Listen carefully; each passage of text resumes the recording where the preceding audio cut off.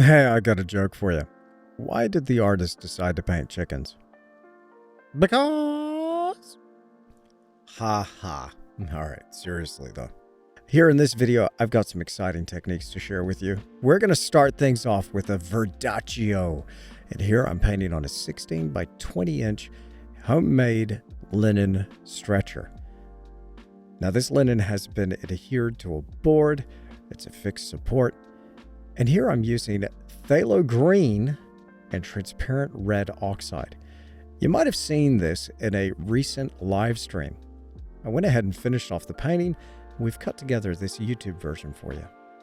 So all I'm using are two colors, phthalo green, transparent red oxide, and I'm cutting this down with a little bit of liquid original medium. Now, more and more with my paintings, I'm playing with colored grounds. I'm trying to establish an overall value dynamic, so I really want to go for a sense of light and dark and get that color down all in the same pass. Now, I did apply a light imprimatura, so an initial colored ground. It's just a scant amount of raw umber. But one thing I love about this technique is applying that phthalo green, transparent red oxide for those darks, and then wiping away for those highlights. You can also just apply the color very, very lightly, and it will appear lighter tonally. So we want to go for a nice sense of light and dark.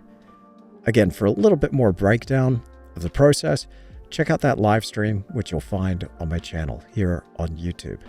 But we have cut together a full studio demonstration on the Academy, which comes in two parts if you want to take things a little bit further. Click that link down below and check out Tish Academy. Now, with the phthalo green and transparent red oxide, red and green sit opposite one another on the color wheel. But these are really interesting when combined.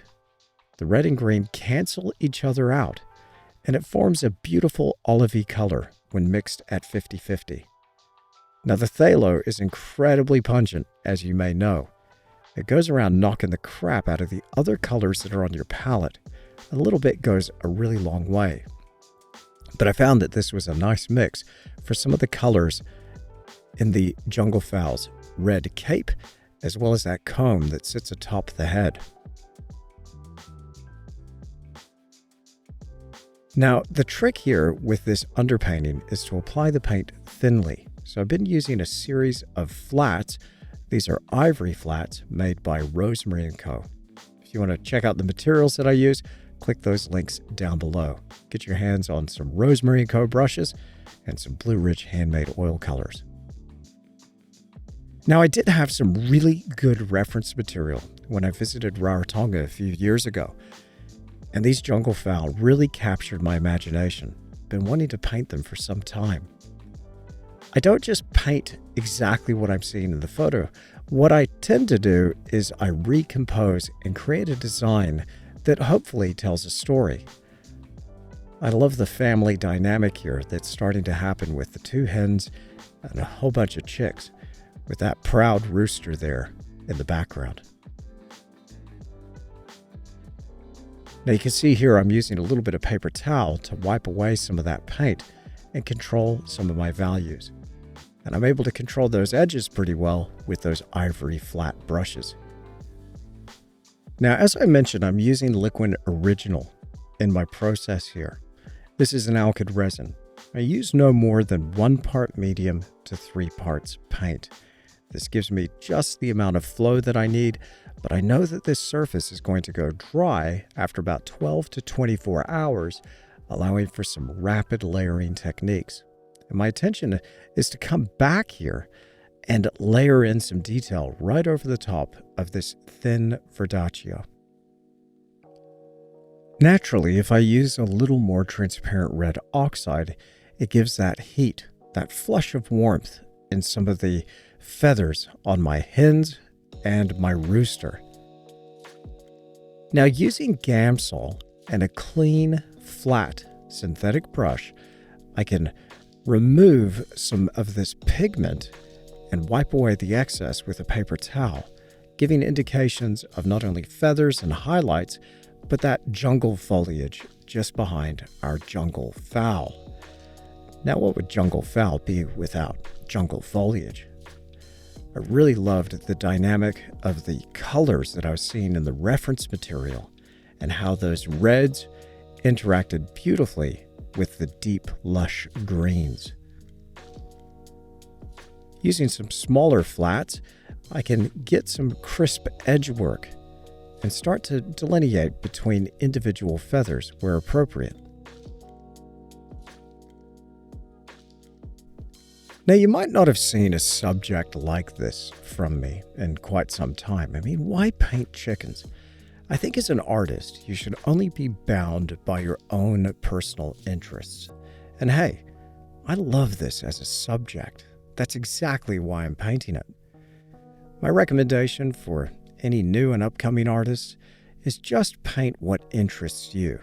Don't worry what the crowd wants or what your viewers want to see, but paint only based on your own authentic interest. If you think there's a subject there, then just go full send and attack that subject. Get into it and see where it takes you.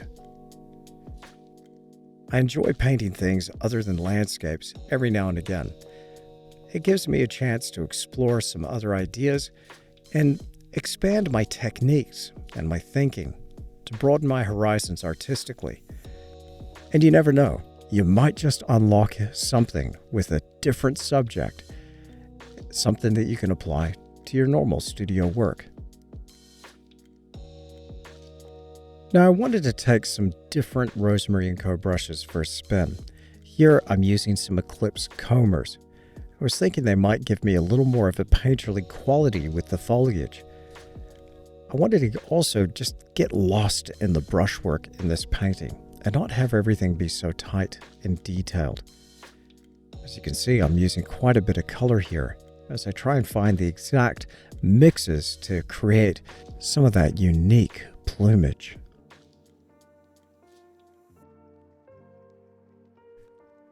I think a lot about color while I'm painting and how I could use color to strengthen the composition, and what interesting colors I can mix on that palette to create something more engaging and impactful. There's a dynamic going on here, just like with our Verdaccio of using the transparent red oxide and the phthalo green. I'm going to be playing red and green off against one another continually. As we know, these are complementary opposites. What I loved was the cool, saturated greens of that background and how they clashed and resonated with some of the intense, saturated reds, like here in the comb of the Junglefowl. Now, it's been a long time since I've painted feathers. I was a little unsure as to the approach, but here what I wanted to do was get some sense of detail, but at the same time have the painting appear painterly. I want to be able to see those brush strokes. So when you walk up on the painting, it appears to fall apart, but from a distance, hopefully it looks real. Now, I was using these extra short synthetic filbert brushes. They were perfect for some of those feather details. I just go one feather at a time and blend and obscure some of those edges as I deposit the paint. Creating a sense of light can be achieved by adhering to a simple rule: thick highlights, thin shadows. There's a lot of thickness here in some of the brighter marks that I'm making, not only to the comb, but to the back of the cape on my Red Junglefowl.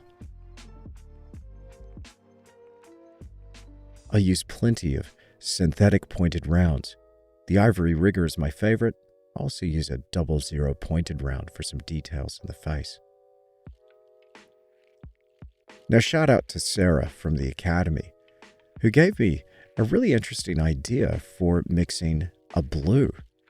Turns out, if you mix phthalo green with a little bit of quinacridone magenta, you can achieve a beautiful iridescent blue. And that's what I've used in some of these tail feathers. I try to think about the shape of the brush and how it can mold to form the shape and orientation of individual feathers. These flat synthetic Eclipse brushes have worked really well for achieving that dynamic. I have several brushes on the go as I progress with my painting. This helps keep cleaner mark making. I've got a few brushes for those reds and browns that we're seeing in the cape, and also for some of the darker feathers. I bring things up to a particular point and then move on, knowing that I'm going to come back after that layer is dried and apply yet another layer of detail. Now I'm going to admit, I kind of struggled with the grass, because lawn and grass is not something I paint often, especially not like this. Whilst in my reference, this is a mowed lawn, that's just not very interesting to paint.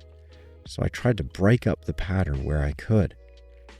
One thing that helped was having some sense of gradient, a spotlight effect, as if we're looking at these chickens that are illuminated by the sun, gently filtering through the trees above. I needed to adhere to that gradient so the light gets more intense towards the base of the chickens, and there's a gentle fall off with that light to the left and the right. One thing that helps me carefully control those tonal values is lead white. It's also incidentally a pigment that I used a bunch in the feathers. You can see here how I'm working over the top of that Verdaccio, creating those crisp and clean edges. I'll apply a few feathers and then mark between these with some darks applied with a flat brush. Now, even though I don't have the exact pattern that I'm seeing in my reference, I felt an indication would be okay. But what I really loved was that rounded form of this hen's back as we went from highlight into shadow. And the light was reflecting off feathers in interesting ways, flatly lighting the face towards the top of the back, and then just catching those crisp edges as the form rounds and turns towards us. Once I've got my feathers down, I add that central quill to just a few feathers here and there.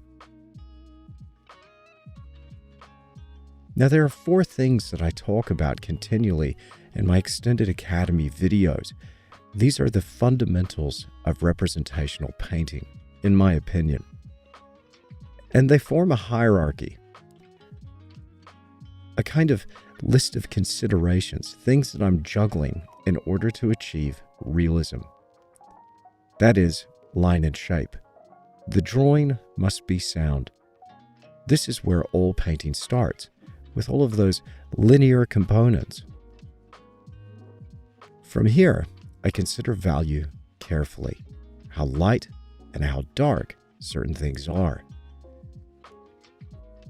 Now, I would think that contrast would be a consideration of value, and so I'm looking for a dynamic within my paintings of light against dark and dark against light, continually interrupting the pattern and creating visual interest.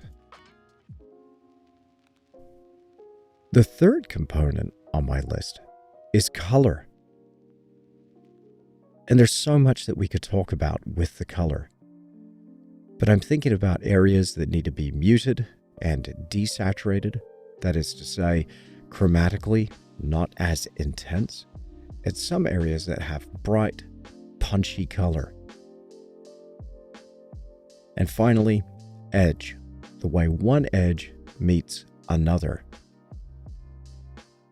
So that's all I have on my list, and that's all the things that I'm juggling and thinking about when it comes to painting realism. That said, this isn't photorealism per se. At the end of the day, I still want it to look like a painting. Finding that balance is a little bit tricky, especially if you're out of your comfort zone and trying a new project such as this. Now, it's been a few years since I've been to Rarotonga. I had gone once as a young boy, but I went back recently with my family. And I gotta say, the landscape was mind-blowing. But there was a quiet moment in the garden where I saw these junglefowl just milling around doing their thing, pecking at the grass. And I thought, wow, What a phenomenal subject for a painting. That thought is all the encouragement I need to get into a painting project. Again, just being limited by your own interest. So just a little tip. Keep that underpainting as thin as possible, because strategically, slowly but surely, we're going to build that texture up. If I went with any textured paint application at the early stage, and let's say I decided to move something, then I'd have to paint over all of that heavy texture. It's always going to show through, unless you scrape your painting down and sand it back. It could be a problem down the track. So once I know exactly the location of some of the elements in my painting, like the beak for instance, and highlights that are going to show up prominently along that lead edge catching the sun, then I'll just apply a little bit more paint. And it's interesting, these 0 pointed rounds can work really well for applying a little bit of texture. Now here, we're just applying reflected light, and so I'll still keep this area that's in shadow nice and thin, along with this leg here of our rooster, just applying it with a series of short, sharp, chisel-like marks given by a synthetic flat. Often with my landscape work, I'm quite formulaic. I like to work with the distance and bring the painting forward. I didn't really do that though with this painting of the chickens. I kind of bounced around from element to element. As things would catch my eye, I would just go ahead and detail that area. Then I'd move on to another spot in the painting as my interest and attention span diminished. With these tail feathers, I had to build them up with a series of marks, thinking strategically. If I tried to go too far with a brush load of paint and thin out that paint too much, then I could have ended up blending. And there is a little bit of blending across those edges, but for the most part, I'm applying only a few strokes per brush load of paint. This is helping me create some cleaner color and some broken marks, preserving those areas of highlight, reflecting that iridescence. I'm also thinking about moving in the same direction that the feather is growing from that central quill, and working back into this with some more saturated notes of phthalo blue, along with that Quinacridone magenta phthalo green combination. There were so many techniques that I was working on in this painting project, and as I mentioned at the start of this video, we've got a full version waiting for you right now over on Tisch Academy. So if you want to have a go at painting this or something similar, then click that link down below. You'll not only get access to this demonstration, but over 450 hours of premium painting content, not to mention access to the exclusive community, weekly live streams, and a whole lot more. So jump in and get started today and see that dramatic improvement in your painting. Well, there you have it. There's my Red Junglefowl of Rarotonga. I hope you've enjoyed this video as much as I've enjoyed your company. Thanks for joining me, and I'll see you again in the next one.